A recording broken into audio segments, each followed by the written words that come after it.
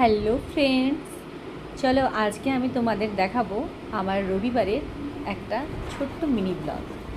সকালে ঘুম থেকে উঠেই এই রবিবারটাই হচ্ছে একটা দিন যে দিনটা একটু নিজের মতন করে পাই, মানে নিজের মতো ঘুম থেকে উঠতে পারি, যা ইচ্ছে খেতে পারি সময় মতো, মানে যা ইচ্ছে করতে পারি, কোনো সময়ের যে মানদণ্ড থাকে না।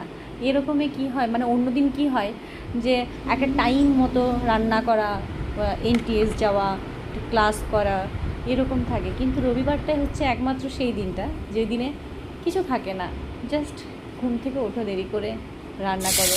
এই দেখতে পাচ্ছ আজকে আমি সেজন্য রবিবারে কিছু স্পেশাল মেনু রাখি। যেমন আমি আজকে রেখেছি আলু ভাজা, মাছের একটা তরকারি, তারপরে হচ্ছে কুমড়োর তরকারি, ভাত। এই সব কিছুই আমি রবিবারে রেখেছিলাম আমার মেনুতে, দুপুরের মেনুতে। তারপরে আমি আলু ভাজা খেতে আসলে অনেক ভালোবাসি, তাই আমি আলু ভাজা আমার মেনুর মধ্যে প্রায় দিনই রাখার চেষ্টা করি। আর এই মাছগুলো আমি নিয়ে এসেছিলাম নিচে, মাছের একটা মানে কাকু একটা মাছ নিয়ে আসে, ওর কাছ থেকে মাছ নিয়ে আসি। তো আমি আজকে ছোটো ছোটো চারাপোনাগুলোই নিয়ে এসেছিলাম।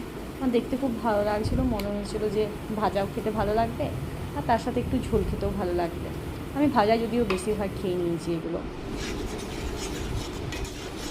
রান্না জলদি করে খেয়ে আমি খাবার খেয়ে নিয়ে আমি স্নান করে ঠাকুরকে ধূপ দিয়ে আবার ছিল আমার অ্যাসাইনমেন্ট লেখার কাজ।